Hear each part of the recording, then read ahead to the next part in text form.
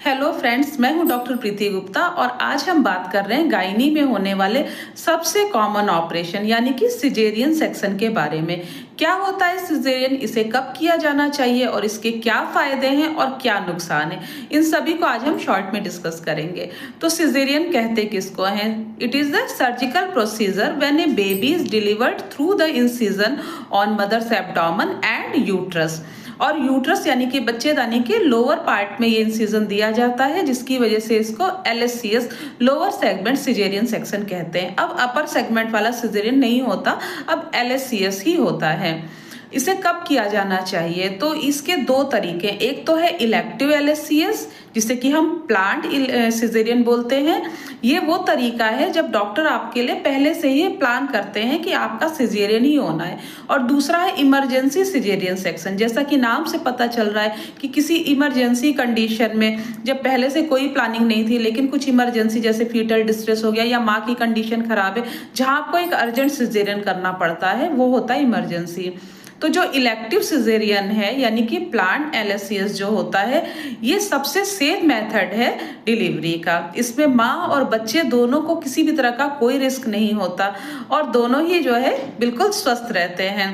कि कुछ कंडीशन है जहां पे डॉक्टर पहले से ही आपको बोलते हैं कि आपको ऑपरेशन ही कराना है, जैसे प्लेसेंटा प्रीविया है, ट्रांसवर्स लाई है, मल्टीपल प्रेगनेंसी है, प्राइमरी ब्रीच है, और इस तरह से बहुत सारी कंडीशन है जैसे कि प्रीवियस सिजेरियन है या कुछ और मेडिकल कंडीशन, डायबिटीज, कोलेस्टेसिस जहाँ पे फीटल डिस्ट्रेस हो रहा है, नॉन प्रोग्रेस ऑफ लेबर है।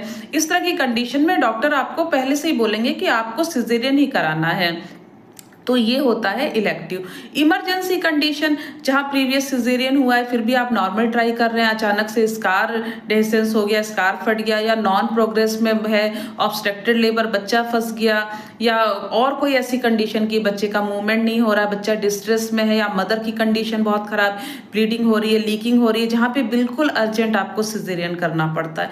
कई बार ऐसी कंडीशन में काफी लेट हो जाता है, या फिर ऐसा किसी हॉस्पिटल में जहाँ पे फैसिलिटी नहीं है सिजेरियन की, वो दूसरी जगह रिफर कर रहे हैं। ऐसे में बच्चा डिस्ट्रेस की वजह से कई बार गड़बड़ भी हो जाता है या बच्चे को NICU में भर्ती करना पड़ सकता है, बच्चा एक्सपायर भी हो जाता है।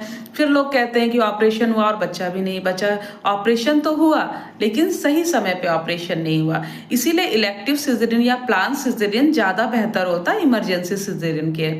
और इसे करना कब चाहिए?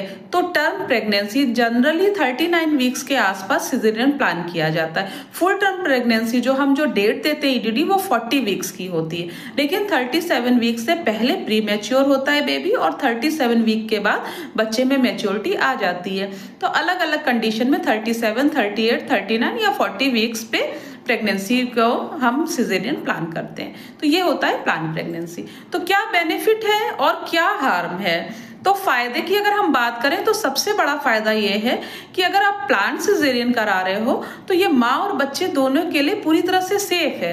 और एक ये वर्सेटाइल ऑपरेशन है, किसी भी तरह की कंडीशन में, चाहे हार्ट डिजीज हो पेशेंट को, चाहे BP बढ़ा हो, हाइपरटेंशन हो, डायबिटीज हो, हर कंडीशन में इसको मैनेज किया जा सकता है और ऑपरेशन से माँ और बच्चे दोनों की जान को बचाया जा सकता है। इसलिए एक ये अच्छा और वर्सेटाइल ऑपरेशन है। अब हम बात करते हैं कि क्या नुकसान है, क्यों लोगों के मन में इतना डर है सिजेरियन का।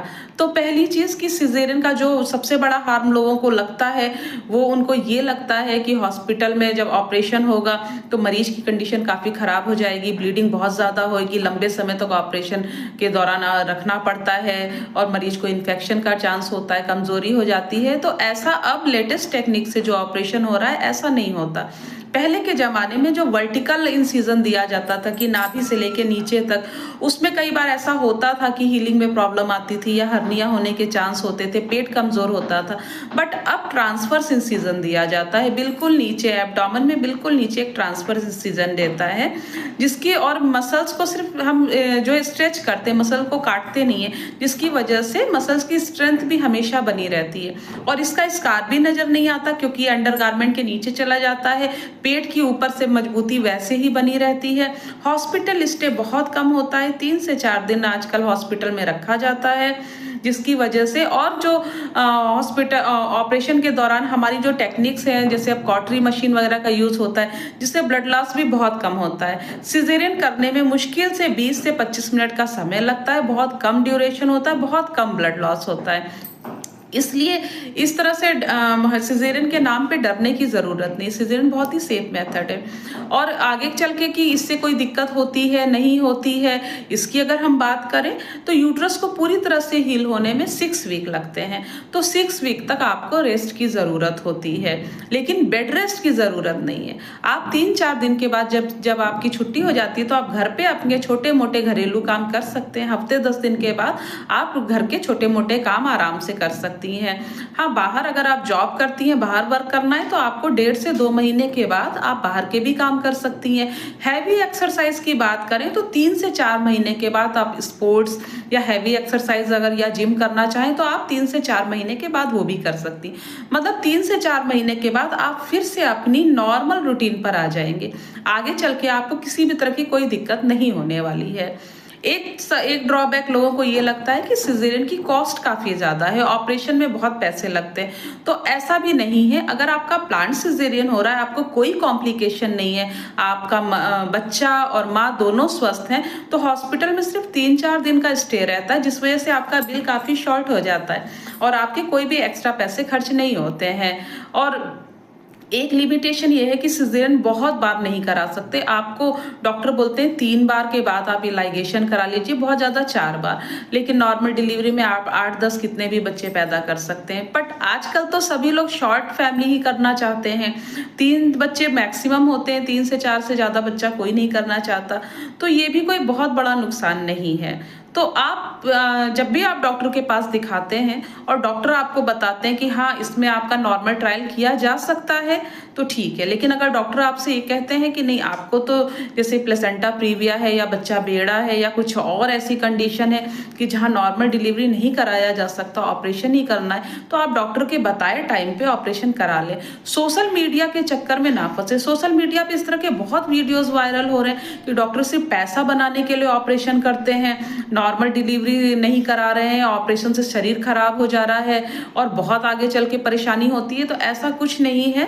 आजकल सिजेरियन ऑपरेशन भी बहुत कॉमन है, क्योंकि ना तो पहले जैसा खान पान रह गया, ना ही पहले जैसी लाइफस्टाइल रह गई है। पेल्विस लोगों में कॉन्ट्रैक्टेड मिल रही है। अक्सर कोई ना कोई कॉम्प्लिकेशन मरीज में देखा जा रहा है। किसी को डायबिटीज है, किसी को हाइपरटेंशन है, किसी को कोलेस्टेसिस है, RH नेगेटिव। ऐसी कंडीशन में नॉर्मल डिलीवरी रिस्की हो सकती है।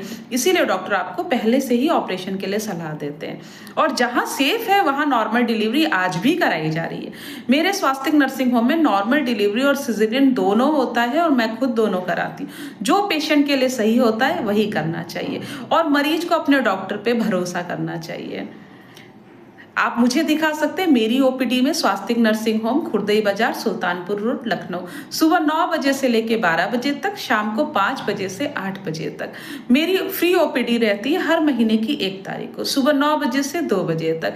किसी भी तरह की आपके मन में शंका हो, आप मुझसे मिलिए और मुझसे बात करिए। नॉर्मल डिलीवरी और सिजेरियन दोनों